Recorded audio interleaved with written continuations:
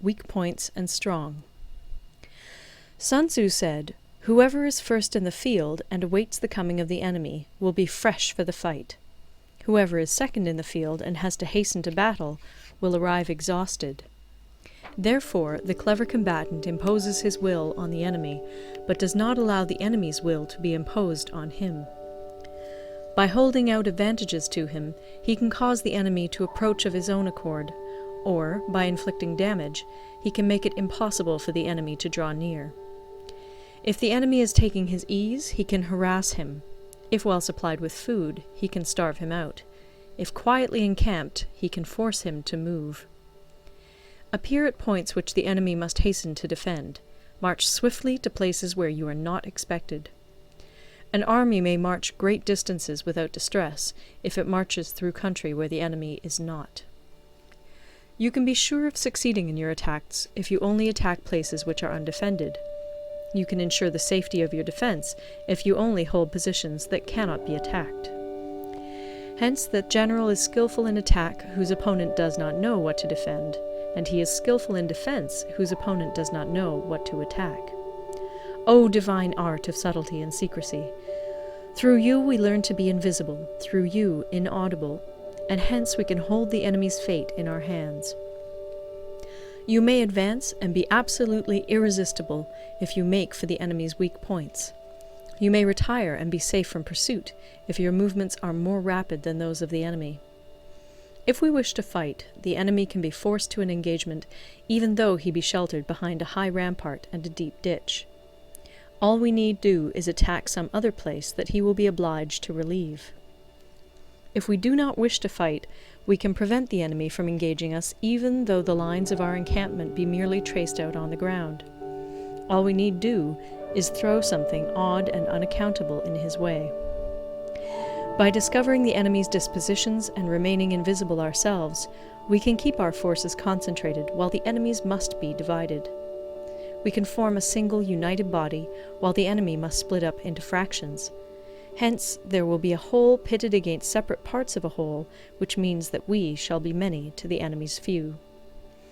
And if we are able thus to attack an inferior force with a superior one, our opponents will be in dire straits.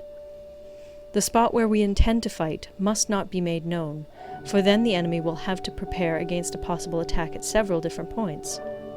And his forces being thus distributed in many directions, the numbers we shall have to face at any given point will be proportionately few. For should the enemy strengthen his van, he will weaken his rear. Should he strengthen his rear, he will weaken his van. Should he strengthen his left, he will weaken his right. Should he strengthen his right, he will weaken his left. If he sends reinforcements everywhere, he will everywhere be weak. Numerical weakness comes from having to prepare against possible attacks. Numerical strength from compelling our adversary to make these preparations against us. Knowing the place and the time of the coming battle, we may concentrate from the greatest distances in order to fight.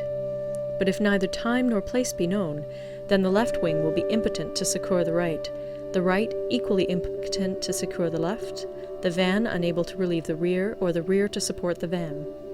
How much more so if the furthest proportions of the army are anything under 100 li apart, and even the nearest are separated by several li? Though according to my estimate the soldiers of Yue exceed our own in number, that shall advantage them nothing in the matter of victory. I say then that victory can be achieved. Though the enemy be stronger in numbers, we may prevent him from fighting. Scheme so as to discover his plans and the likelihood of their success. Rouse him and learn the principle of his activity or inactivity. Force him to reveal himself so as to find out his vulnerable spots. Carefully compare the opposing army with your own, so that you may know where strength is superabundant and where it is deficient. In making tactical dispositions, the highest pitch you can attain is to conceal them. Conceal your dispositions, and you will be safe from the prying of the subtlest spies, from the machinations of the wisest brains.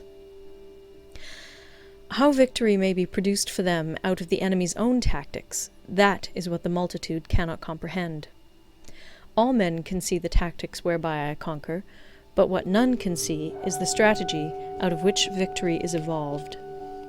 Do not repeat the tactics which have gained you one victory, but let your methods be regulated by the infinite variety of circumstances.